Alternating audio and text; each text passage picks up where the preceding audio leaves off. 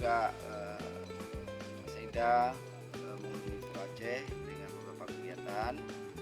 Pertama adalah kegiatan kita meninjau korban daripada angin puting beliung. Ada 25 kakak ya, 25 rumah. Ada yang kerusakan berat, ada yang sedang, ada yang ringan. Kita sering menegaskan bahwa yang kerusakan berat nanti akan membantu dia sebesar 10 juta, kemudian yang ringan, yang sedang dari 7,5 juta, kemudian yang ringan 5 juta. Tadi sudah kita tinjau, memang ada nanti unit yang cukup. Nanti juga kita lihat lagi, apakah nanti ke depan nanti di sosial bisa membantu juga rumah, ya kemudian di PUPR bisa nanti ada perubahan untuk rumah kafah, tapi tentu bertahap ya, tidak mungkin tahun depan langsung dibuat, nanti tergantung kepada kerusakan yang sangat berat baru bisa dibantu langsung ya.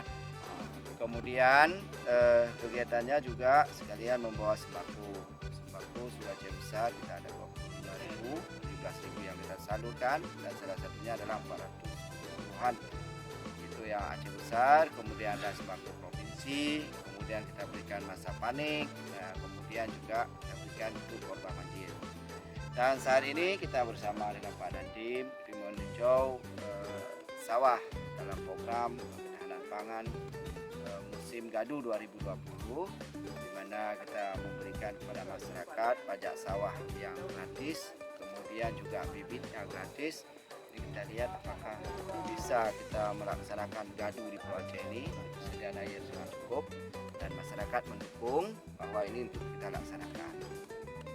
Kurang ada 140 hektar Pulau Aceh sekali, tapi ini kita ada hujan. Tapi kan ini musimnya sudah bergeser. Seharusnya kemarin gagal semua bulan 12. Tanam di bulan 12 karena memang curah hujan tinggi di bulan 12. Tapi dari bulan 12 nggak hujan-hujan sampai sekarang, baru hujan di bulan 45. Jadi ini mungkin jadwalnya kita geser. Ya, bukan ini bisa jadi juga ini tanam tahunan karena memang di tanam rendengan 2019 gagal semua Pulau Aceh. Nah, jadi ini kita laksanakan ini mungkin bisa berhasil karena memang kalau kita lihat ini curah hujannya potensi berhasilnya tahun ini. Mudah-mudahan bisa berhasil lah insya Allah, karena memang kalau kita lihat curah hujannya, ketersediaan air, maka kita lihat ini airnya.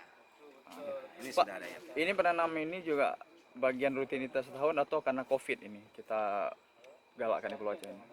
Kalau menanam itu adalah setiap tahun dia ada jadwal tanam. Dan pemerintah selalu menetapkan jadwal tanamnya, yang tanam serentak dan sebagainya seluruh kabupaten.